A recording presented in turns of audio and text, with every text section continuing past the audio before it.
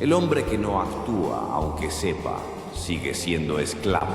No estoy aquí para darte un sermón vacío ni para repetir frases aprendidas sin pensar. No hablo desde una postura de poder ni como parte de un culto que te exige obediencia ciega. Hablo desde mi punto de vista crítico, pero creyente. Porque la pregunta ¿cómo puede Dios tener un hijo? Merece más respeto que un lema vacío. No es un eslogan para una procesión ni un título cultural. Es una de las afirmaciones más radicales de la fe cristiana, y entenderla transforma como entendemos a Dios mismo. Hoy quiero explicarlo bien, con calma, con Biblia en mano, para que no te quede en la cabeza como un símbolo difuso o un mito folclórico, sino como lo que es. Es la clave para saber quién es Jesús y qué o quién es Dios. Para empezar, la Biblia usa hijo de Dios en varios sentidos. A veces significa simplemente elegido o adoptado, consagrado para una misión. No significa automáticamente divinidad o ser divino. Por ejemplo, Dios llama hijo a Salomón, pero no porque Salomón sea divino, sino porque lo adopta como heredero de la promesa hecha a David. Yo seré padre para él, y él será hijo para mí, y no quitaré de él mi misericordia, como la quité de aquel que estaba antes de ti. En este versículo Dios habla con David y le promete que su hijo, Salomón, será como un hijo para él. Es un lenguaje de alianza, de adopción, no es un lenguaje de naturaleza. Salomón no se convierte en un ser divino, se convierte en el rey elegido y protegido por Dios mientras sea fiel. Pero vino a mí la palabra del Señor diciendo: Tú has derramado mucha sangre y has hecho grandes guerras. No edificarás casa a mi nombre, porque has derramado mucha sangre en la tierra delante de mí. He aquí, te nacerá un hijo que será hombre de paz. Yo le daré paz de todos sus enemigos en derredor. Pues Salomón será su nombre, y en sus días daré paz y reposo a Israel. Él edificará una casa a mi nombre. Él será mi hijo y yo seré su padre, y estableceré el trono de su reino sobre Israel para siempre. Si te fijas en el detalle, Dios no dice que Salomón sea su hijo desde la eternidad ni por naturaleza. Lo adopta como hijo en función de una misión específica: edificar el templo. Es un hijo en sentido de pacto, de encargo. Es un rol otorgado, un regalo, no una esencia compartida. Y él me dijo: Tu hijo Salomón es quien edificará mi casa y mis atríos, porque lo he escogido por hijo mío, y yo le seré por padre, estableceré su reino para siempre, si se mantiene firme en cumplir mis mandamientos y mis ordenanzas, como en este día. Aquí Dios pone condiciones claras. Salomón será su hijo mientras cumpla los mandamientos. Es un pacto bilateral, no es una relación eterna ni natural, adopción legal y moral, sujeta a la fidelidad.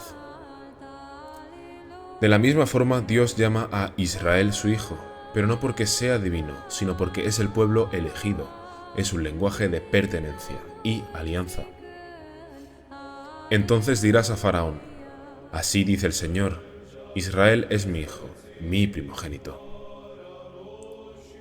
Vosotros sois hijos del Señor vuestro Dios. No os sajaréis ni os rasuraréis la frente a causa de un muerto. Ser hijo para Israel significa ser propiedad de Dios, pueblo consagrado. Es un compromiso, no un atributo, de naturaleza divina.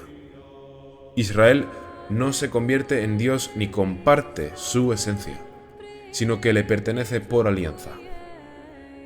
Y aquí está la diferencia entre lo que he leído y lo que voy a leer.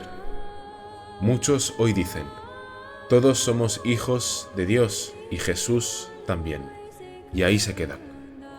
Pero la Biblia hace una distinción fundamental.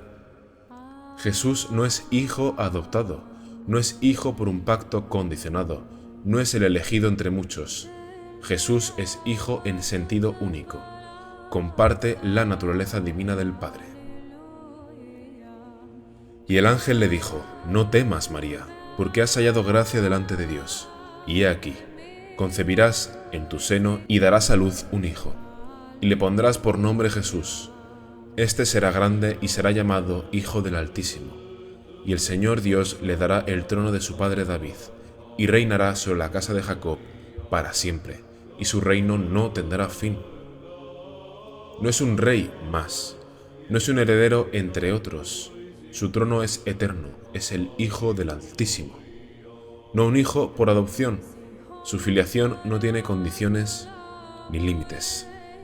Él es el resplandor de su gloria y la expresión exacta de su naturaleza, y sostiene todas las cosas por la palabra de su poder, después de llevar a cabo la purificación de los pecados. Se sentó a la diestra de la majestad en las alturas, siendo mucho mejor que los ángeles, por cuanto ha heredado un nombre más excelente que ellos. Fíjate, expresión exacta de su naturaleza. Jesús no es una copia inferior ni un representante simbólico, es Dios mismo hecho visible. Sostiene todas las cosas, se sienta a la diestra del Padre, y no hay adopción, no hay condiciones, esencia compartida y eternidad. Para entender todavía mejor, tenemos que mirar el lenguaje en el que Jesús hablaba, el arameo. En arameo, la construcción bar significa hijo, y se usa para expresar naturaleza de algo. Por ejemplo, bar Inosh significa literalmente hijo del hombre, pero su sentido es alguien que es hombre, alguien verdaderamente humano.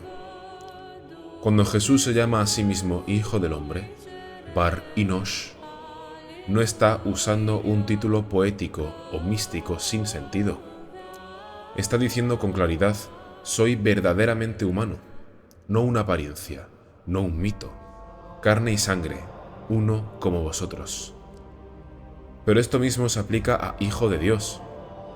En el mismo lenguaje y cultura, decir hijo de implicaba compartir la naturaleza de aquello de lo que eres hijo. Hijo de Dios significa tener la misma esencia divina, no ser adoptado para un cargo, no ser elegido para una misión temporal, sino ser Dios.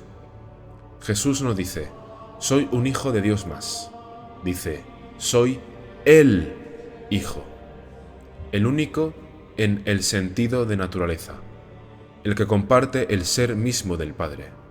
Por eso los evangelios subrayan esa diferencia única. Varón y hembra los creó y los bendijo y los llamó Adán el día en el que fueron creados.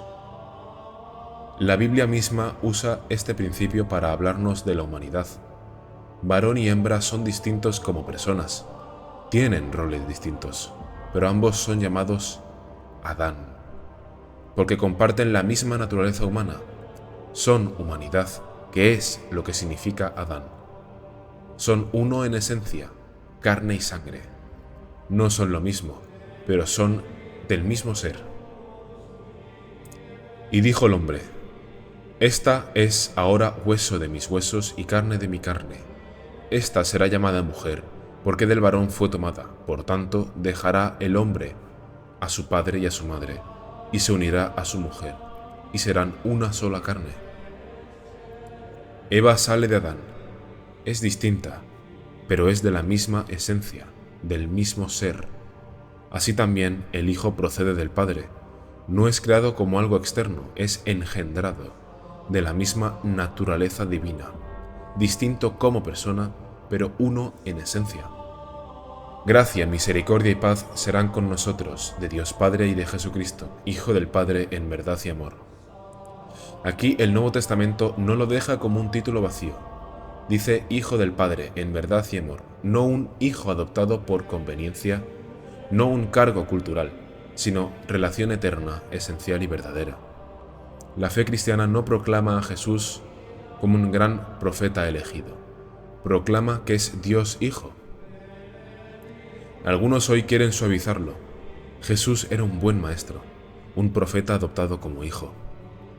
Pero sus contemporáneos entendieron perfectamente qué afirmaba. Cuando Jesús dijo que era el Hijo de Dios, no pensaron que se llamaba así por sonar poético. Sabían que estaba diciendo que era igual a Dios.